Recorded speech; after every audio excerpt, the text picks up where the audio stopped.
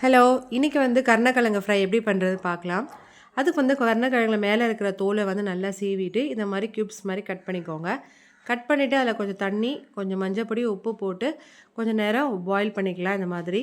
நல்லா பாயில் பண்ணிக்கோங்க. விசில் வைக்கணும்னா கூட நீங்கள் விசில் வைக்கலாம். ஆனா ஒரு விசில் வச்சு இறக்குனீங்கன்னா நல்லா சாஃப்ட்டா வெந்துடும்.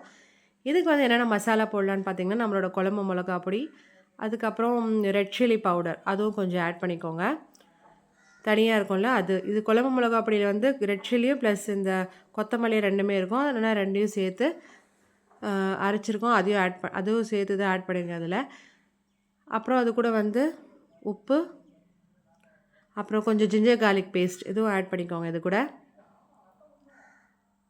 இது ஆட் பண்ணிவிட்டு இது கூட கொஞ்சமா ஆயில் ஊத்திக்கலாம்.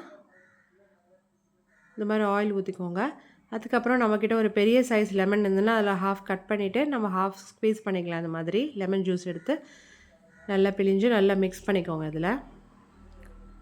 இந்த மசாலா நல்லா எல்லா இடத்துலையும் மிக்ஸ் ஆகிற மாதிரி பார்த்துக்கோங்க. சால்ட் வந்து உங்களுக்கு எவ்வளோ வேணுமோ அதுக்கு பார்த்து அட்ஜஸ்ட் பண்ணி ஆட் பண்ணிக்கோங்க. உங்களுக்கு வந்து இந்த கன்சிஸ்டன்சி வேணும்னா எப்படின்னு நம்ம மிக்ஸ் பண்ணி வைக்கலாம். இன்னும் கொஞ்சம் வாட்டரி கன்சிஸ்டன்சியாக வேணும்னா இன்னும் கொஞ்சம் லெமன் ஜூஸ் ஸ்க்வீஸ் பண்ணிவிட்டு நல்லா மிக்ஸ் பண்ணி விட்டுக்கலாம்.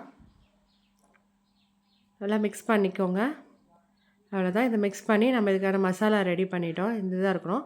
அதுக்கப்புறம் நம்மளோட கருணக்கிழங்கு ஃப்ரை வந்து பண்ணுறதுக்காக இதில் மசாலா தடவி வச்சுக்கலாம் இதில்.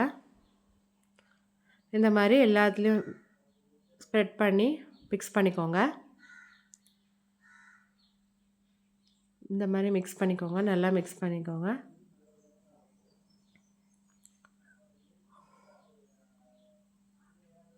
இது சாஃப்ட்டா வெந்துச்சுன்னா நல்லாயிருக்கும். இது இல்லைனா கொஞ்சம் அப்படியே நம்ம ஃப்ரை பண்ணியிருந்தோம்னா கொஞ்சம் ஹார்டாக இருக்கும்.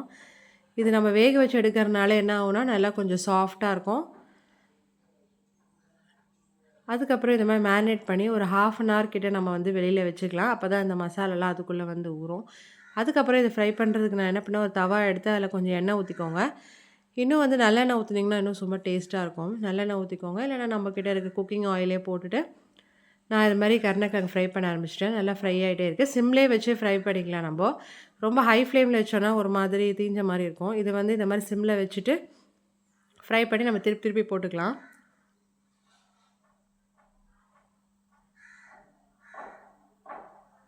அவ்வளோதான். இந்த மாதிரி போட்டுட்டு கொஞ்சம் நேரம் நல்லா ஃப்ரை பண்ணிக்கலான்னு. அவ்வளோதான். இந்த மாதிரி கன்சிஸ்டன்சி வர டைமில் வந்து நம்ம ஆஃப் பண்ணிக்கலாம். அதோட நம்ம கருணக்கிழங்கு ஃப்ரை ரெடி ஆகிடுச்சு சூப்பராக. இது வந்து ரசம் ரைஸ், சாம்பார் ரைஸ்க்கெலாம் வெரைட்டி ரைஸ் கூட சூப்பராக இருக்கும். இது ட்ரை பண்ணி எப்படி இருந்துச்சுன்னு என்கிட்ட கமெண்ட் பாக்ஸில் கமெண்ட் பண்ணுங்கள்.